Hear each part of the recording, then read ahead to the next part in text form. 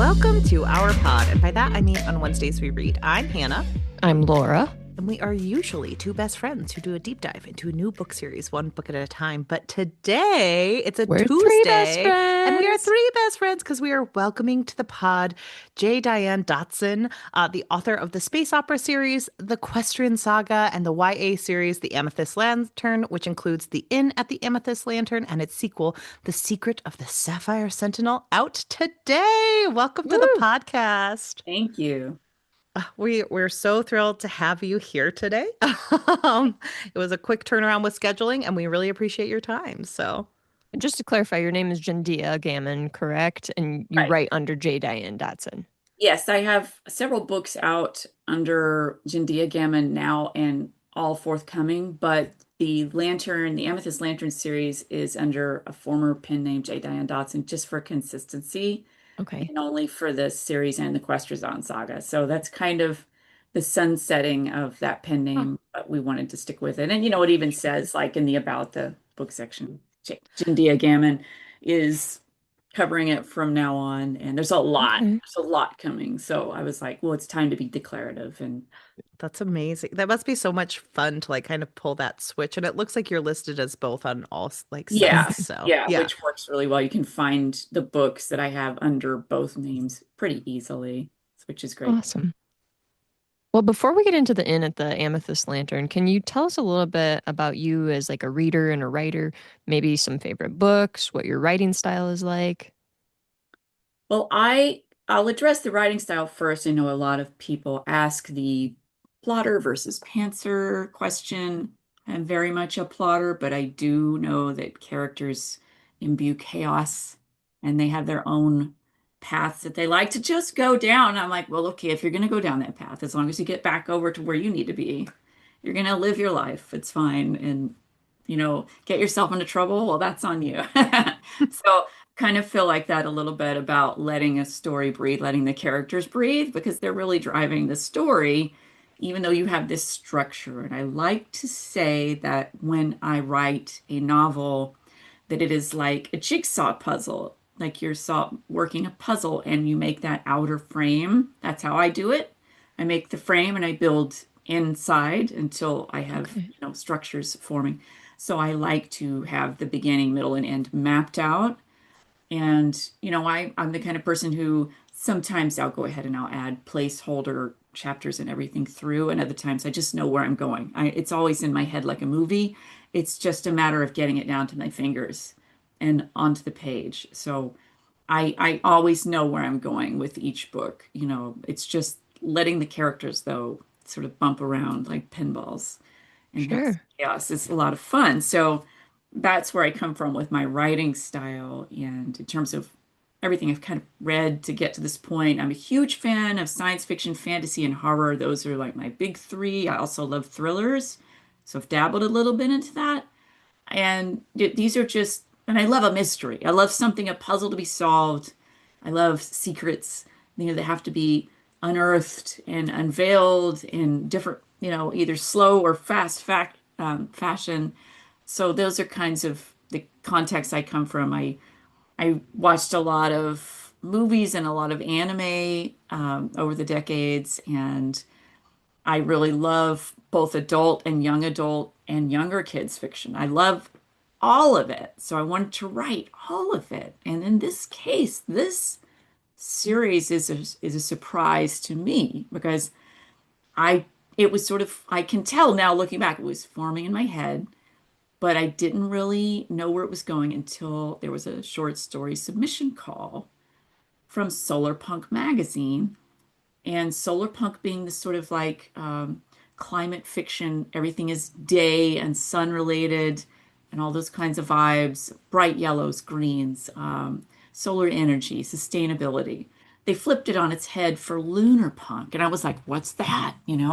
So then it was sort of this nighttime, mystical, but mixed with science and things like bioluminescence, phosphorescence, glowing things, just a night situation, and nocturnal animals too. And so for the short story that I had submitted, it is now essentially the prologue of the Inn at the Amethyst Lantern. So you begin with Mira Celestis, who is not the main character of the series, but she is a main player. She is the cousin of the main character, Jen Lightworth. And so I kicked it off with that sort of Cinderella story as a little bit of a Pandora's box situation of like things started to kind of unveil themselves, as that this moment someone pushed their hand a little far and kind of let loose monsters. It wasn't her fault, but that's how it came to be. And so the villain in this story is the main villains are from our era Mhm. and basically like these monstrously greedy tech bros who build this sort of, situation for themselves where they think that they're going to come out of this apocalypse in fine form, and in short order. And that is not how it goes for them. But meanwhile, you've got this society in the future, 500 years from now. People are night living. There was a Mhm. crisis. There were many crises, as there are over 500 years. There's never one. There's always a lot of calamities. One of them was the climate situation, in which something has happened and it's made it too dangerous to be above ground or during the day out on the surface. And like I said, there's a lot of calamities that have happened. And this is how the story begins, is these teenagers are in their night living world. They do everything at night, they sleep during the day, which is very opposite of a diurnal animal like a primate, right? So, Yeah. like our kind of primates. So, and I feel like the opportunity to have magic and science blending in was just too irresistible. When it came to the short story, and I found at the end that I had mapped out this whole universe, I actually went to the publisher who they had a book publishing arm, Android Press, in addition to Solarpunk magazine, and I was like, "Hey, I think I've got something here. I think there's this world here, and there's a lot of things happening in it, and I'd kind of like to write that. Would you be interested in publishing it?" So they said, "Wow, well, send us a book proposal." And I did. And they went for it. And so it was the first thing I've ever done that I wrote on spec, that I got the book deal. And I wrote the thing in like 2 months. And I just head first in, all the way in, planned it out. I even illustrated. There's like cutaway illustrations of Jen's house and underground and the caves and the robots. And so I also do art. So that's kind of, I process things very visually. I have lots of pictures of the Amethyst Lantern lighthouse itself and of the promontory it sits on, of the inn behind it, and the sort of woods and everything, and of the town. Like I've made map of Glimmerbite, sort of that curving in, or a bite, Bight, kind of Mhm. like the California Bight, which is just basically large bay, So it was a lot of fun to kind of dig into that and immerse myself in that world. And I came out of it really not knowing what to expect. So I was blown away when it was nominated for several awards. That's Yeah. amazing. Like, I take this idea and I make a book about it, and then quite suddenly it's nominated for lots of things. It was longlisted for British Fantasy Award and for the Lodestar of the Hugos. Wow. It became a finalist as a Nebula finalist in the BSFA, British Science Fiction and Fantasy Association Award finalist. And so that was, I was just blown away by that. And it was considered for the Ursula K. Le Guin Prize. It's So amazing. I just I didn't see it coming. I didn't see it coming. It was a true shock. Both times I got the finalists, and we found out like within like a week Wow. of the two of them. And I was just shell shocked. Um, So that was crazy to me. And I was like, oh my God, this is wild. What's going on? And then because of that, publisher comes back and says, we'd like to have a sequel. And we're really curious. They wanted a prequel. They're wanting to know, how did this come to be? Like I talk about these Mhm. ancients in this series. They weren't always ancients. Right. How did they start? So that's the book I'm writing right now, is that Oh, prequel, The Dawn that's of Dusk and amazing. Twilight, and that comes out in 1 year. So it's due at the end of this year, and I've got to put head down and get to work. So that's how this all came to be. And it's been so much fun having people discover, of all ages, honestly, like some younger than I would have predicted, and then all the whole range, all the way through all the generations ahead. lots of lots of fans, and I love it. It just came from nothing. It can't, but it did come from somewhere because I have an ecology background. I have a science fiction, fantasy, and horror writing background. And all of those things blend together. The sense of adventure I remembered from my own teenage years in which we got into a lot of scrapes that we shouldn't have before social media. So that was, you know, Lucky in some ways. yeah. So that's how that all came to be. That's I know that amazing. authors don't often like when readers do comps, but there's so many like different things that I was feeling like Oh, comparisons to when I was reading this book where I was like, I'm getting Goonies, I'm getting Jeff Vandermeer, I'm getting N.K. Jemisin, I'm Mhm. getting like so many of these different things like in a YA form, you know what I mean? So I'm like, you can pick up on these vibes in here where you're like, oh yeah, like some of this is combining things in these similar ways where we have these like mysterious like nature forms and then we also have this ragtag crew of kids that are yeah. trying to save the world. So yeah, I was when you're talking about that too, I was like, yeah, I'm definitely picking up on like the climate change and all of these different vibes as well. Yeah. And somebody once said that it was like Goonies mixed with Pitch Black. I thought, oh, that's a good one. Okay. Mhm. The monstrous aspect that comes later in the book Hmm. because it goes dark and hard like later in the book. It's Well, crazy. Laura and I love YA. It's some of our like favorite books because it feels so fast paced. It has so many emotions, and there's just so Yeah. much to dive into and like me out when you're reading. And so I know like your previous series more targeted towards an adult audience. What was it like plotting and executing this work for a younger audience? You said some of it surprised you, but like what were some of the challenges you saw in it? Honestly, it was a lot easier than I thought it would be. I think because I was I was the biggest nerd that I knew in my hometown. I grew up in East Tennessee and it was quite rural where I lived, Northeast Tennessee. And I was just nobody really knew what to think about me. Okay, they just knew I was a big honking nerd, but I was so into having big adventures, quite dangerous ones too, actually.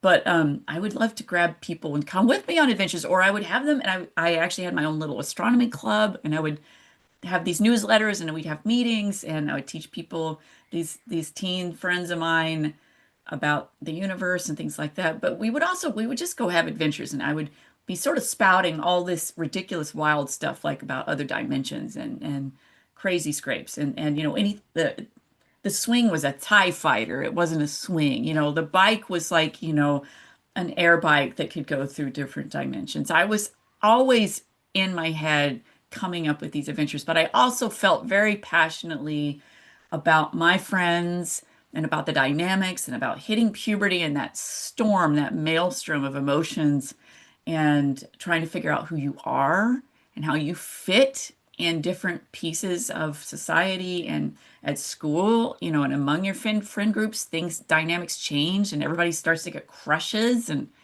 it gets messy. And so like I remembered that very well, and then I eventually switched schools and it was really chaotic. But all these just hugely voluminous and volatile feelings, and then the insecurities that you feel, and then suddenly like when you're pushed to be in charge of something and you're like, why me? Why do I have to be the leader? And then I was put in that position a few times in different circumstances, and I couldn't quite figure out why that kept happening. And I honestly was kind of angry about it. Like, why do I have to be the one everybody's calling on to do this stuff? So definitely I identified with Genshin. A lot of the names are sort of based on either night blooming flowers or gemstones or some sort of Yeah. Hmm. the stars, the night sky. So gentian being like a deep violet or deep indigo, flower. Like my grandmother used to have gentian violet, which is like a treatment, like an ointment, and it was like this magnificently rich blue. And so Jen's hair is indigo blue, and so I'm always like, I pulled for all these strings, and for me, it didn't really seem like that much of a challenge. Now, in the Questrison saga, the main character ends up being Galadea, who is herself quite volatile and emotional, and she's supposed to represent humans, but she doesn't know how to be human. And there's some commonalities where she's pushed into a leadership role. She takes it on, not really realizing what it's going to do to her and the people in her orbit. and that's scary. So I kind of carried that in her innocence a little bit. But Jen is very different from Gala, and Jen and Gala are very different from Camellia, the main character of Doomflower, my YA horror rom-com. And they're very different from Githillion or Thilly, who is the Veil of Seven Dragons, my YA fantasy debut in April of next year. So, but they're all very strong gals, and they have a younger, if they're not young, like in Gala's case, she's ageless. But Jen and Camellia and Philly, these are strong teen gals. And but they have massive vulnerabilities. I just felt like that was easy for me to kind of write that. And so moving into YA, even though I'm blending back and forth between YA and adult, and now I have a middle grade book, Dungeon Crawl at the Haunted Mall, which is a choose your own adventure book, quite literally, coming out next year. So that's even younger audience. But I'm just like, I love these kids having adventures. That's what I did. If I wasn't having an adventure, I would have been depressed, but I made adventures constantly. So I drawing on that history, I carried that into adulthood, into my explorations, and careers and things. So, what, these are just, I just feel like I have not forgotten what it was like. And then I had my own kids. So watching them as younger Gen Z kind of come of age during a pandemic, which upended everything. And we had to move due to a family crisis and move again. So seeing their interactions too, also, it made it easier, I think, to write YA because I could see not only my own history, but what was happening in real time with my children's history, like what was going on with them. And I love their vibrant energy. Gen Z is just amazing, and Gen Alpha coming up, it's just, they inspire me, and their bravery inspires me. That's Amazing. awesome. Well, you mentioned all these different genres that you write, and you're a really prolific author, and you write in sci-fi, fantasy, horror, and I thought I saw online that you also write some poetry too. I do. In the Shadow Galaxy collection of mine, which came out before the end of the Amethyst Lantern, it's a collection of short stories and poetry that is cross-genre. And so there are several poems in there. And then I've written a lot of poetry. I've not really put it out into the world. It's kind of been simmering for many decades. And so I plucked a few. There was one poem that back in the early 2000s, Ursula K. Le Guin had a blog, and she invited people to send her poetry. And at the time, I was living in the Northwest, and she lived in the Northwest. But I had this poem about Appalachia, where I'm from, and I sent it to her, not expecting anything. I got a letter from her Amazing. thanking me for sending it. I still have the letter, and it just, that kind of blew my mind. She enjoyed a poem that I wrote, and that it just was a full circle moment for me. And then also encouraged me to think, I put off getting my books out in the world for a long time.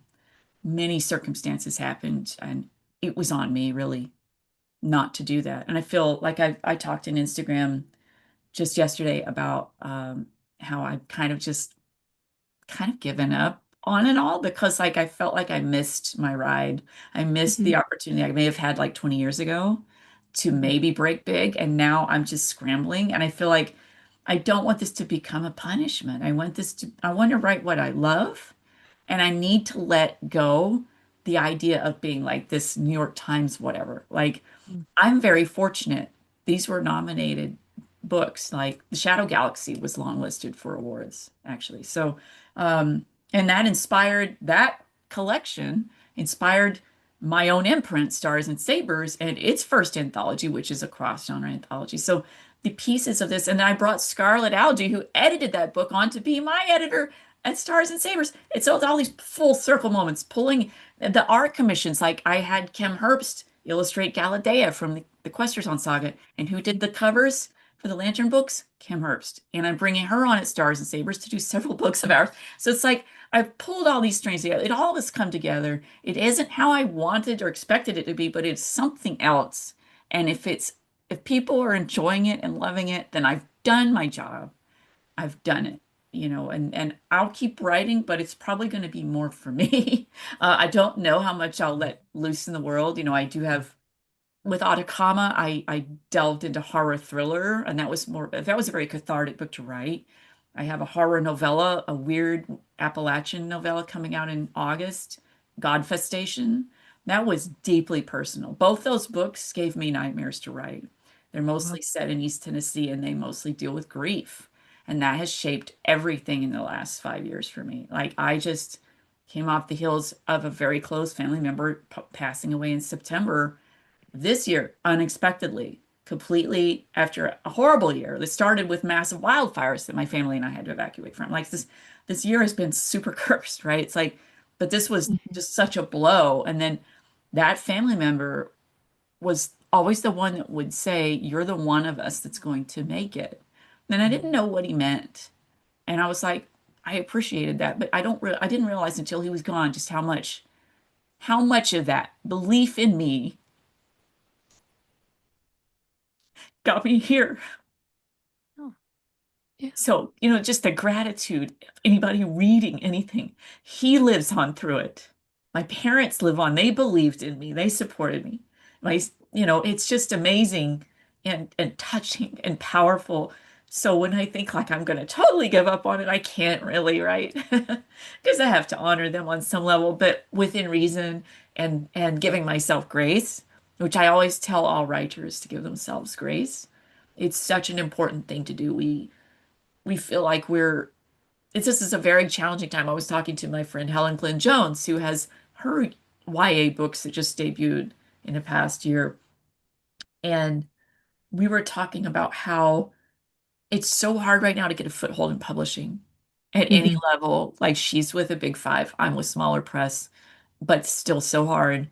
And we feel like there's just so much competition and we don't know what works. Like, all of social media has essentially broken, so we can't count on like what we used to use even a few years ago to help promote our books. And then we're constantly having to face challenges against like what can even be written or published. Like, this is crazy. Hmm. So all these things, this maelstrom of stuff, it's really stacked against us. I think anybody who is wanting to get a book out there, I still encourage you. I mean, I'm also an editor-in-chief of an imprint. Please yeah. keep writing. Like, I'm here to pivot. I can edit, when I'm not writing. And I'm loving that job, loving being an editor. I feel deeply honored to have these multi-award winning authors bring their stories to me. This gal from East Tennessee who knew nothing outside of my own sphere of imagination. And this is the miraculous thing about writing stories. We are a storytelling species. And weaving these things together is that's pure magic. I Well, love and all of that because it really is like a testament to you putting in so much work, honestly, and not really holding yourself to a timeline. Like I feel like there's a lot of people that really are so focused on I have to do this by this day and this by this day and this by this day. And I really appreciate that you've mentioned that, you're doing this because you love it, but you have this deep sense of feeling that you need to get this out in the world just for you and for other people. And I, Right. I really appreciate that. I think that's great. Thank you. Thank you. It means a lot. well, I think it's a testament to like what Laura was saying. You've done so many different genres, but the thing that works best is, I mean, writing is vulnerable, and it's you putting your own vulnerability and saying that this works for me, and having your writing affect you is deeply beautiful. And I think you Mhm. can see that even in this work where you talk about, the environmentalism and Yeah. your past with it, because this book deeply is about tech pros and Climate environmental change. themes and Mhm. climate change and utilizing magic to even like more effectually tell that story.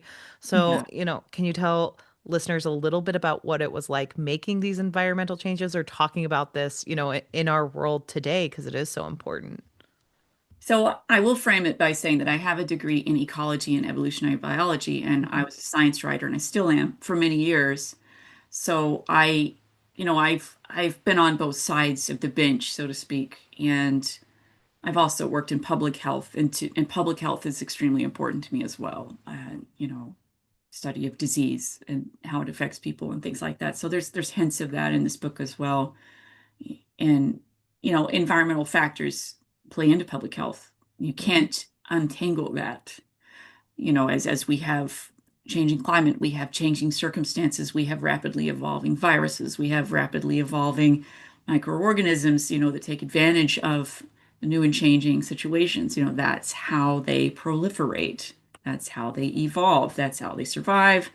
And those are challenges that we're feeling kind of accelerated. And I feel like we see so many things happening so quickly, and it's hard to get a handle on it. And I feel like in this series, I wanted to say this is my answer to Mad Max in a lot of ways. Because with Mad Max, George Miller, I love the Mad Max films. I'll just say that right now. I wanted a different post-apocalyptic situation, but caveat being, and this is kind of where I'll be going with the series a little bit, particularly in the prequel, is that, how did they get there? What happened? And I don't unveil everything because there is a lot of uncertainty. Like we don't know. We know some things that are happening now that could happen, but there's a whole lot of other factors that could really be a problem that we may not have, that we can't really predict. I think about Mad Max, like the incident is war. The end of the world is from war. And, you have an end of the world situation, there's gonna be war. Mm-hmm. And so I didn't want that to be the main focus of this series, but there will be hints that something pretty freaking terrible happened out there. Not only did the climate change, but so did society. It became, for this particular group of people, their solution was to do night living, where they did everything at night. And in a lot of ways, that's already happening here in the desert Southwest, city of Phoenix, Tucson. Like they're doing night hikes, they're doing a lot of stuff at night because it's too hot during the day. Mm-hmm. And Yeah. so I kind of was pulling a little bit from that. I also I knew that things would change with animals and their adaptability and our adaptability too, and our adaptability with technology. I use robotics in this series, but there are talking animals. There is a sort of mysticism, but there is a lot of it based in science. And in fact, with the source, the spin glass situation, I had this idea in my head of like, I think this is how this could work for an energy source. And I took it to Seamus Blackley, a friend of mine who's the inventor of the Xbox.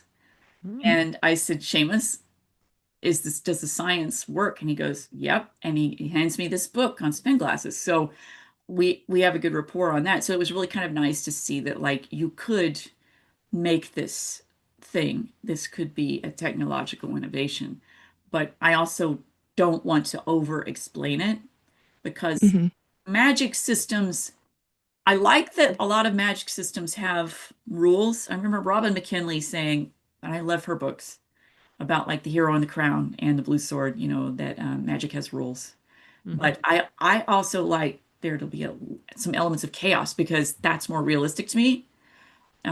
We More have realistic to nature. Yeah, exactly. Yeah, that's Like we true. have lots of rules. We have laws of physics, but there's a Hmm. lot of chaos. There's entropy. Mutations. Yeah.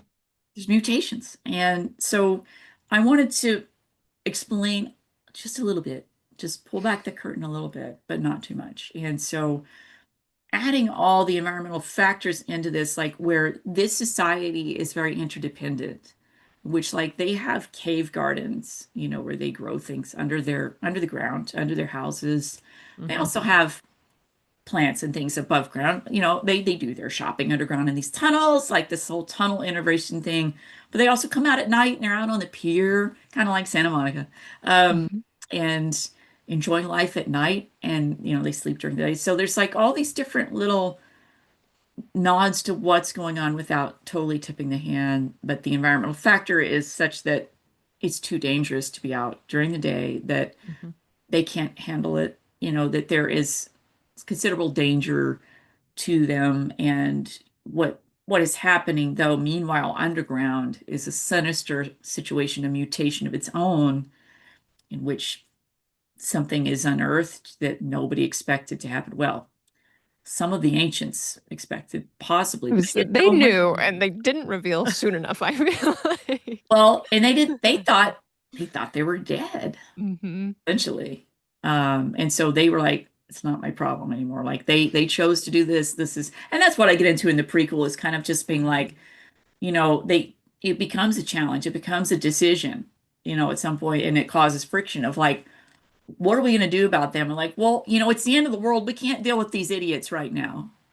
We got to like actually survive. And they chose to do this other crazy thing. That's on them. They're going to die. Fine. We got to get on with our lives and try to survive this huge crisis happening, these multiple crises, like the wars, the attacks and all these things. So they're trying to protect their little society, which eventually becomes Glimmerbite in the future. So the prequel is hard. The prequel is Mm.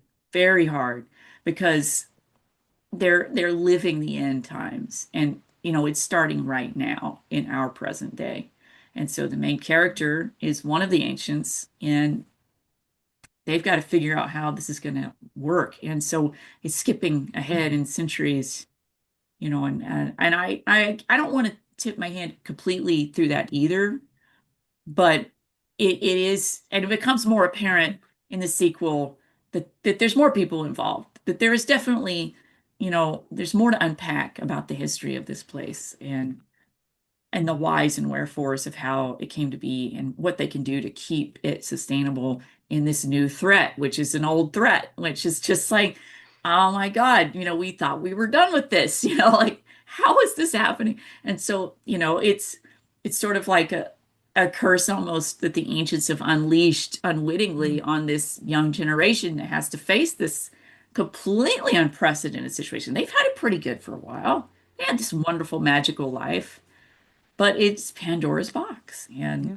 now they got to deal with it, and they got to rally. This is just, they've never really fought. They've never really had to fight. They've never been threatened with extremely terrible harm, and here it is at their back door. Well, there's some really imaginative and creative world building in this book. And I was kind of wondering, were there certain things that you really enjoyed writing? Like, I know that like you have robotics and you have like really unique, like and sinister, like scientific elements that come in later on in the book. Yeah. I- some of it was just like amazing. I love like the Oh, giant thank you. owl. Like so many of these things were Ruru. great. Yes. Ruru is the best. The transportation and communication was really unique Oh yeah. too. So interesting. Oh, Oh that's my gosh, awesome. that's beautiful. It's Ruru. I'm showing off an illustration of Ruru, the giant owl. Is this huge owl. So like, yeah, I all these visuals are very, I mean, this is just how my brain works. To escape some unpleasantness in my life, I disappear to these beautiful places in my mind. But right now, I actually live in a beautiful place, so it's interesting how that's fueling me. I mean, East Tennessee was gorgeous too. I was such a nature girl, In a lot of ways, I was Anne of Green Gables, just constantly spinning out the stories and in love with everything in nature that I laid eyes on. I so identified with Anne. Um, and so I wanted to kind of capture that, but it's also in my head, star cities and galaxies and planets, but here on Earth, Glimmerbite with these mystical things. It was really fun to write that sort of that night vibe, that sort of nighttime is magical, Hmm. nighttime is wonderful. I don't find it scary. They don't find it scary, right? Right.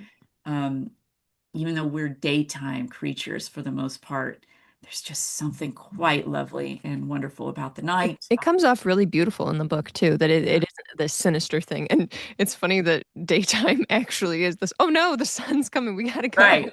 Yeah. It's Oh always yeah, no, it's unsettling when you're interesting. It's reading like it. it's really surreal to think about this now because, I the fires here in LA. Hmm. Uh, and then coming and seeing the sun orange through this terrible wall of Hmm. smoke, and Mhm. you can't breathe. And like you're choking on the air and it's just soot everywhere and it was just horrific. And like I had that moment where I was like, God, it feels like Glimmerbite during the day. It feels like You Yeah. can't be out here. You should not be out here. This is bad. You need to go to ground. It was strange to feel that and having imagined something like that and here and feeling it, and this it's very strange, and I don't like really hot weather. And it just keeps getting freaking hotter, right? Yeah. Um, Hmm. and we've had to deal with that, obviously. And that to me is like I actually am a sun maven. I actually really love Southern California. Um, I don't do well in gloomy places. So, but I love the night. It's kind of that's part of my dichotomy is like I am the sun and the moon, right? Like I have to have both. I have to have the stars. I have to have the sun. Splitting that off was kind of hard, right? Um, and maybe I eventually will write something. Well, and in Dawn of Dusk and Twilight, like it starts out with this sort of gorgeous Maxfield Parrish Big Sur kind of place, which in a lot of ways Big Sur inspired Glitterbite, like especially the inn.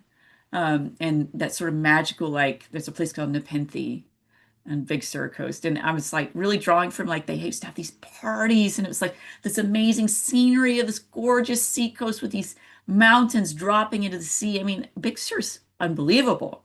And so I kind of drew from that a little bit and kind of flipped it. That's not where this takes place. I don't ever tell people exactly where. I drop several hints of the general location. I don't know if anybody's figured it out, but it's not here.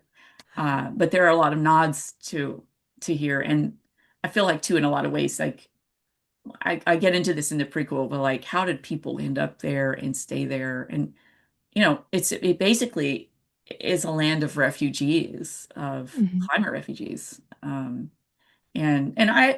I will say having it that science and mysticism combined is very Oz. And I was a huge L. Frank Baum Oz book fan, and that is filtered into everything I've ever written. Some of those books are freaky, like really Yeah. disturbing, but so imaginative, and like I'm steeped in it. I'm even co-editing an Oz anthology for Stars and Sabers. So like that wild imagination that Baum had and like the animals and you'll meet the gallant Twilight Society in this, which is a society of talking animals that is sort of underground. They're back behind the scenes. They're kind of driving a lot of things going on. And you learn a little bit more about the biolumin pen, which was in a lot of ways a sort of Bridgerton situation of having this, I love the having biolumin this. And pen. it's so fun, and how everyone has different reactions. Where I like know. Mira is like, Yes. "Don't we all love it?" And everyone's like, "No, that's not true." I Like, know, Mira's right? like, I'm starting my own press. Right. Right. So that like Mira's just like, I've had it. Like they don't know what's going on. I know what's going on. So that was a really fun dynamic to have that sort of that sort of oh my gosh, just to have this sort of gossip rag situation unfolding and then Amazing. too it like deteriorates. Like you're oh like, yeah. read this and it turns into a kernel or whatever. Like so very frustrating. Can you tell our listeners a little more about like the inn specifically, like the inn and the lantern? Because I thought they were fascinating, that there's like so much to them and all these depths to them. The inn. Yeah. Yeah. So the inn at the Amethyst Lantern, I was mentioning Nepenthe Big Sur earlier, and how Hmm. like there was like this wonderful sort of life there that people would come from all over and visit. That was kind of a nod to that, but I've always had a fascination with inns. There's a really great inn on the Oregon coast, Newport Beach Hotel, and it has all these themed rooms. So I kind of drew from that a little bit, and I love abandoned places. I used to explore them a little bit back in the day, and I'm fascinated with that. But I was also fascinated. I almost was a classics minor in college, and we were studying ancient Greek and Roman architecture. So I was studying art history as well because that was another facet of what I was doing, and like these old frescoes and this deterioration of like Pompeii and then like the Minoan cultures and all this all kind of bled together into this beautiful inn. And so I pictured this inn in its heyday of having like this gorgeous golden hour, like place where everybody wanted to see and be seen. It was sort of like the Amalfi Coast, or it was like Big Sur, Hmm. kind of blended, like everybody wanted to be there, and Kind of a Gatsby it situation. was totally that. And people coming in like just glamour, beauty and glamour and Mhm. society, and that way was it was the toniest place. And so, and then for a while it kind of held on to that, even as things were falling apart out in the world. But it was sort of this slow decay and then eventually abandonment as like society moved on and moved down the coast in a way that the end itself has within it this thing called the source. And it's this tremendous energy. It's a source of It's energy. like a And conduit too, yeah, right? it Yeah. is powering the Amethyst Lantern, which is a lighthouse. Mhm. But it's powering all manner of other things. And so it's very mysterious, strange in the strange source in it. Where did that come from? Right. So like that wasn't there back in the day. So that is part of some of the mystery of this series is like, how did that come to be? And I don't want to spoil it, but that source is, part of everything here in this series and how they how they survived as long as they did. Yeah. How the ancients did, how this land survived. It was not the only thing out there that's assisting that survival, but it is one of the main things. And the Amethyst Lantern itself is a sort of barber pole lighthouse that is basically the Cape Hatteras light, just purple and white, and instead of black and white. Because I used to go to the Outer Banks in my teens, and Hatteras and all the other lighthouses were my most favorite. So, and that's kind of a purposeful thing. I'll talk about that in the prequel. But so, there was this promontory and this beautiful purple light, this amethyst light, from this purple light source. And I really wanted to capture, what that was. But there's a lot going on with it. There's a keeper there who is ancient and who changes Jen's life with an invitation to come to the end. And she's invited, but she brings her brother and she brings Mira, her cousin. And they learn about the history of this land and learn things that were not taught in their school, that were not handed down in memory. And it just opens up their entire universe to like this.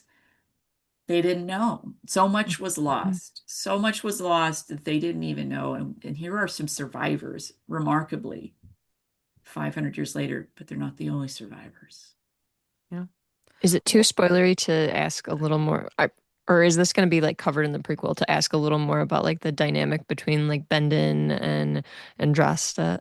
Is it Andrasta? How do we say her Andraste, name? and yeah, Bendon and Andraste and Doc Bozzard, And uh, Scarden.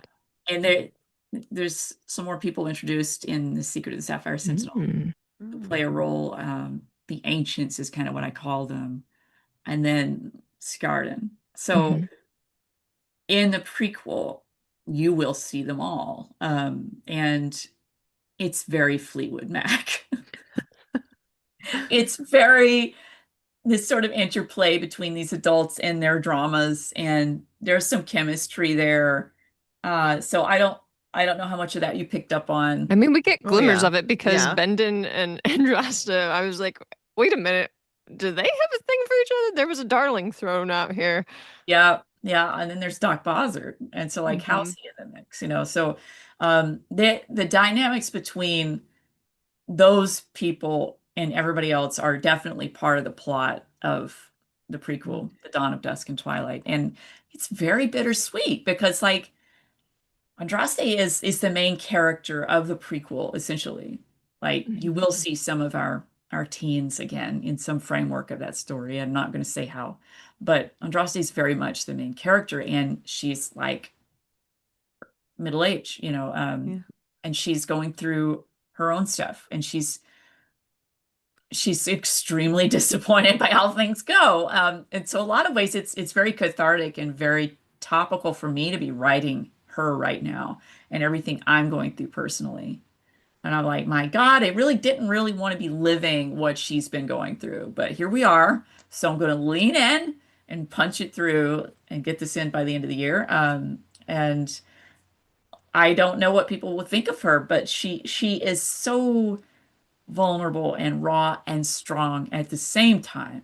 and having to come up with what did we do here? It's falling apart. What can we Yeah. do? And then how do we work together and get through whatever this mess is we're all in, like it gets Right. messy. Hmm. And it's so yeah, there's definite chemistry on several sides. It's not a Yeah. triangle, it's more like a polyhedron for sure. It's like there's a lot. I don't mean that like in a literal sense. I just mean like it's complicated. Right. People Well, come in and out of each other's lives, and you kind of see echoes of that in the future. Yeah. well, and in this book we have such a cast of characters because we have Andrasta, we have Doc, we have Benlin, and we even have like with the teenagers, you have like Mira and Jen, Lynn and Jas, Amber, Nyota, Datura. Like you have all of these characters. What's it like Fireflies. juggling all of these people and I like love it. building them out? So I kind of did that with the Questrison Saga, which has a huge cast. I mean, a huge cast, and it's going across centuries, right? And planets and throughout the galaxy.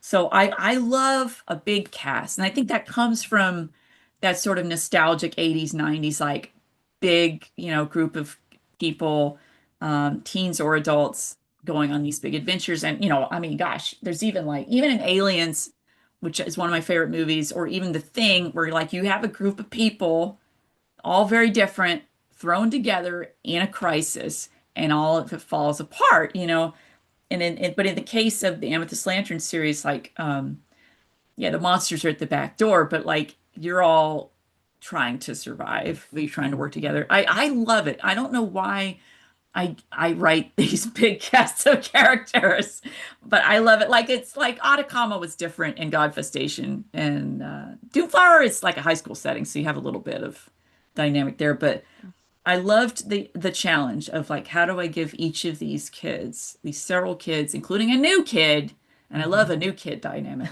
Doomflower has that too. With Datura, it's Yeah.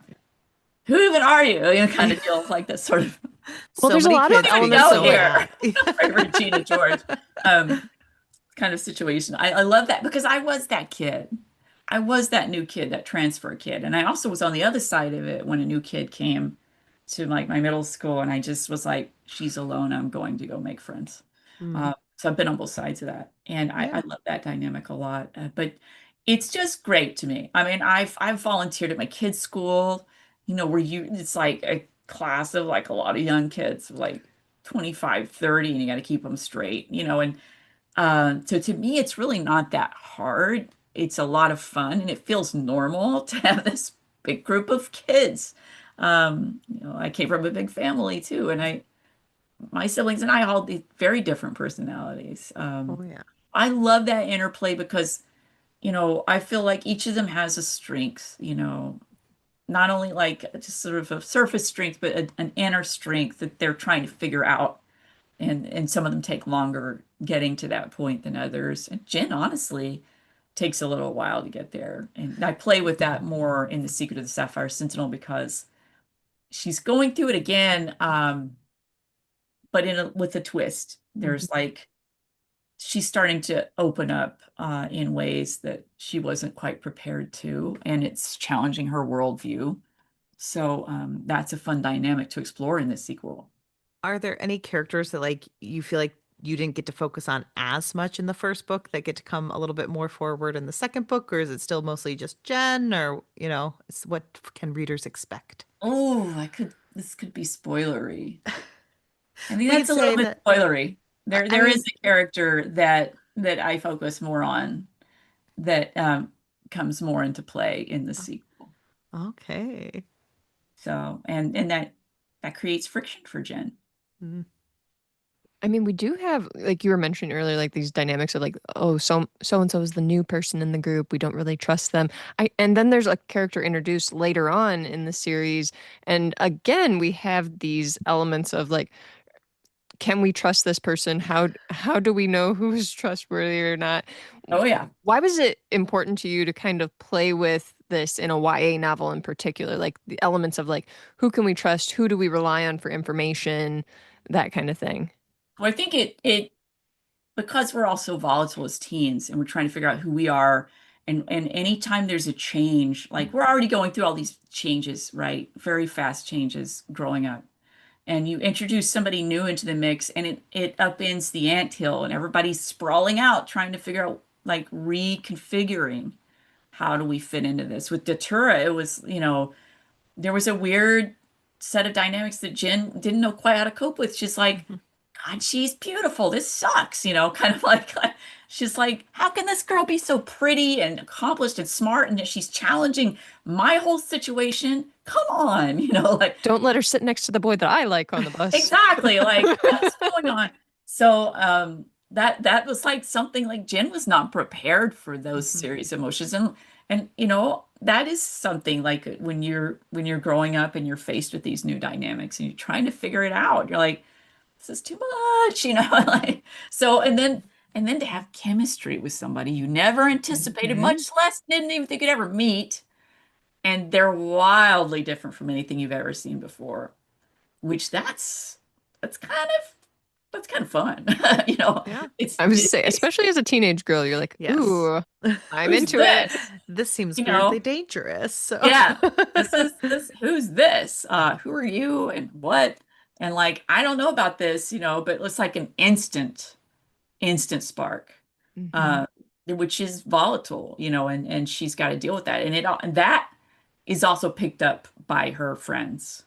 yeah. And they're like, what? And they're all trying to figure this out. Like, anytime you introduce a new variable to the equation, it gets hairy, so and that continues in the sequel. It very much becomes part of the plot there. And so, but also what is beautifully happening at the same time is that some of the rest of the group are starting to figure out they're fitting together differently. Mhm. So in the sequel, there's sort of a beautiful unfolding there as well. It's such a beautiful part of like a YA novel specifically is like Jen at the beginning of this book was very just kind of calm about where she was in life and she was totally Yeah. fine, but then everything gets turned on its head, and a really good representation for that for me was even in the prologue with Mira where she like admits like I wasn't super into clothing, but like all of a sudden something switched in my head and all of a Yeah. sudden and that like happened to me as a child. I was reading it and I was like, Yeah. "Oh my gosh, I remember like when I was 13 and I was like, I think I'm really into purses." And it had never crossed my mind before like and throughout Funny, this right? it's her Just having like those moments. switch, Like, with Jen, that kind of also comes into play. Like Jen was like this bookish adventure girl, like out in nature, but she's changing. mhm. And in the second book, it becomes quite apparent how much she's changing, how quickly. And this is only, this wasn't too much later after the events of the first book, but it's enough time and you're entering school, the school year. So that's a whole nother dynamic happening in this second book. And that's chaos. So, and then, but that's another framing that I think you're both going to really enjoy. It's like the school aspect of the second one and how the interplay there and like who are these teachers? What's going on here? And there's like just that undercurrent of new chaos. It's fun. So I guess I have to ask more specifically, like in this second book that's out today, what can we expect more of? So this was kind of a book where we were introduced to the Fireflies and the Ancients, but now it sounds like we're getting a bigger cast of characters and likely unreliable from that past statement you just made. So I'm just kind of curious, what things can we expect? Well, let me read you the back of the book. That'll give you a Okay. hint, and then I'll dive a bit more into it. In the twilight world of Glimmerbite, 14-year-old Jen Lightworth dreams of restoring the Amethyst Lantern, but on an ancient evil's lingering scars awaken new threats from unexpected corners.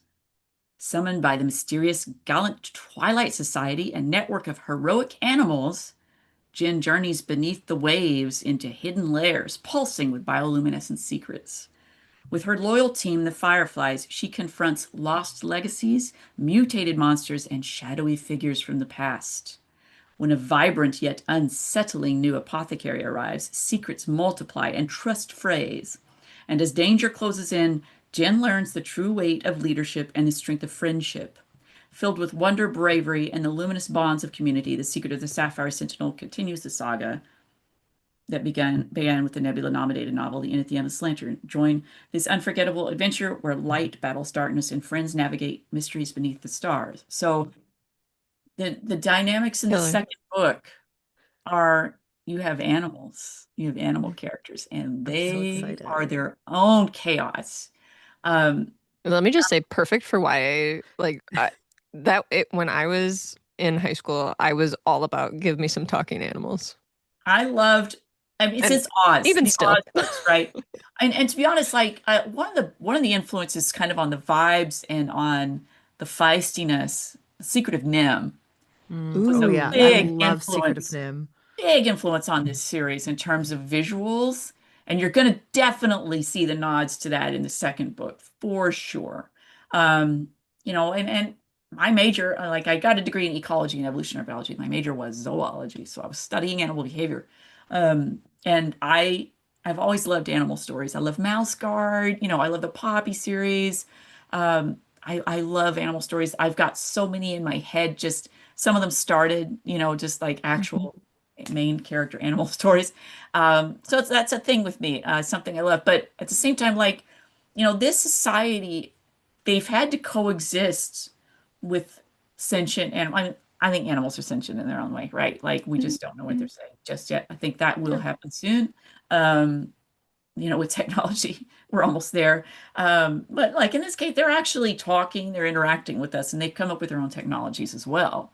And so, they have a role to play in this world, and they have their own lives and their own society, the Gallant Twilight Society. And so Jen is like that world is really not for people, although Andraste obviously knows about it because she is very in tune with the animals. She has this entire realm, Moonbow Valley. Lots of animals come and go there. They know they're safe. And that is something that I will address in the prequel. So yeah, it's a lot of fun having that. Also having the new teachers, the new apothecary. Who are these people? Can we trust them? What's going on? And and then there's like, how do we fix things? Like, Mhm. stuff is broken. How do we fix it? So that, that kind of is like the secret of Sapphire Sentinel. Is like they try to figure that out. Which seems, I'm sure, it seems so unfair to Jen to be like, I'm doing all of these other things and you're making me go to school now. Exactly. Oh, and then Datura, of course, jumps right in to be as queen bee as she can, because of Hmm. course she does. Of course. Datura is like, and that like the dynamics at the school are pretty fun, I have to say. But and then Jen coming into her own and realizing, I don't hate this, like these different dynamics. Like she's saying that she can't stand this or that. She doesn't want any part of this, but you can see her evolve and start to mature. And I would say that in the second book, there is romance. Do we get more on Detura's like genealogy and like her background at all? Because I there talk are a little bit about it, but there is some okay. of that that has to wait for the prequel because Okay. I don't want to reveal everything. And there is some question of like, would I be writing more, sequels or whatever? And Hmm. I could probably write in this world perpetually, but I don't know if I'm going to have actual books. So there might be like short story collections or something like that, if not. But the prequel, as I had mentioned, like you will see some of the teens again. And so there's a lot of sort of backstory over those skipping centuries to get there and the relation to Bendon and all that. So it's a That take. Well, is amazing. you mentioned that you're an artist yourself. Can you Yeah. tell us a little bit about the covers of your books? Because they're absolutely beautiful. And I know, like, I've seen online that you have created bookmarks for your readers Yeah. and everything. And you showed us some art earlier there. Can you tell us about your covers and specifically, like, the second book? This beautiful cover in the second book. Kim Herbst did the art on both. She's doing it for the whole series, and I can't wait to see what she's going to do with the prequel. I'm thinking when you have the dawn of dusk and twilight, there's going to be a Maxfield Parrish reference there. There's going to be that gorgeous sliding into darkness, but still lit. That's kind of what I'm envisioning. And beautiful Andraste in her, in her the blossom of middle age, the best that she, has ever been and most comfortable in her. That's where her journey has to take her there. So I want to Mhm. see that. And she's got to be on the cover. But in terms of this cover, this is this is Jen, with her indigo Hmm. hair and her brown eyes, and Beautiful hair. there's somebody next to her, is a Ooh. Oh, somebody, and then there's a strange bunch of thick briars and a weird glowing thing and some swirling at the top. So it's just this really fun sort of bioluminescent. There's even what's great about this art too, like leaning to the lunar puck, there's like mushrooms, which Hmm. that factors into some of the characters and settings. Um, huge and It mushroom looks like heads in this almost book. like thorns of sorts yeah, too in yeah, there, they which are. is They're amazing. giant thorns. It's so beautiful. And Yeah, and it she really just ratchets up from like kind of the whimsy of the first book. Like you can Yeah, tell that there's a the lot of second right. book is, shadows. yeah. Yeah, so like the first book, she's got the giant Luna moths, and she's sort of turned away, but it's here she's like, all right, I'm taking a closer look. It's changing. Things are changing for me. You can tell she's maturing. And this is a Things very are getting dark. very kinetic moment of like, there's drama, so that's Amazing. kind of running into the theme there. I'm a diva about book covers, of my own and of my imprints, because I believe in human-made art and human-made writing. Oh yeah. I believe in commissioning real artists to do the work, to support Oh them. yeah. That is how I have always rolled. And as an artist, I have a better appreciation for what they do. Mhm. And so I am very picky about covers, and I was very fortunate that I could bring Kim into this since I had worked with her in the past. And Android Press loved what she did and thought it was perfect vibe, and we all were happy. So, yeah, I love beautiful books, and let's face it, that's going to draw a lot of people in. Oh yeah. For Got to sure. have the words to back it up. So, Well, part and parcel, right? You have to yeah, have. and these books have gotten so much, accolades. There's so many accolades, and Hmm. it was so fun to read Yes. this first book. So hopefully everyone already has, and they're going and getting The Secret of the Sapphire Sentinel today. Thank Yes. Thank you you so much for coming on and talking with us about your books. We Yes. really for appreciate it. having me. Can you Jendia, can you tell us where our listeners can be watching for like new works or where to find you? So my website is jendiagammon.com, JENDIAGAMMON.com, and that has all of my social links. I am very active on social media, Instagram and Threads and Blue Sky. I'm also on LinkedIn, for a more professional side, more science side. I have a newsletter on Ghost, and you can link to that from my website. I'm also on Patreon, and on Patreon, I get into more in depth talking about the process of writing and a little more behind the scenes stuff, and also my history and just stories that I've nonfiction stories about adventures I've had and all things like that. So those are some places to find me. And if you're on social media, just be sure if you are tagging me to tag me as Jendia Gammon on social media instead of Dianne Dotson, because those accounts are mothballed. So, but everything's there. On TikTok, it's Jendia Gammon author, but that's also linked from the site.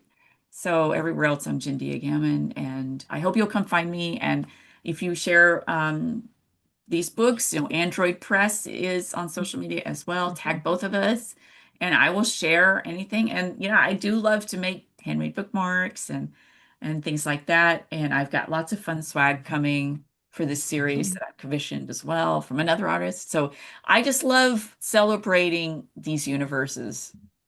Well, that's amazing. And as a final quick question, could you tell our readers something you're reading, watching, and or enjoying right now? Reading right now, I'm reading Shane Hawk, Oh, beautiful. Anoka, Indigenous Ooh, author Shane Oh, Hawk. love to hear it. And I was on a wonderful, I sat in on his magnificent panel on Indigenous horror writing at Scream Diego recently. And Shane is going to be part of one of my Stars and Sabers anthologies, which is a Weird West awesome. anthology. Shane Hawk is a great author, and you should follow him on social media. Terrific. I am watching Slow Horses and The Diplomat, and I'm totally in my element on both. For I love thrillers, I love spy stuff, and the ineptitude of Slough House and the Slow Horses. I absolutely screamed at the recent episode, just screamed at the script. I love that sort of like organized chaos of spycraft. Oh Uh, yeah.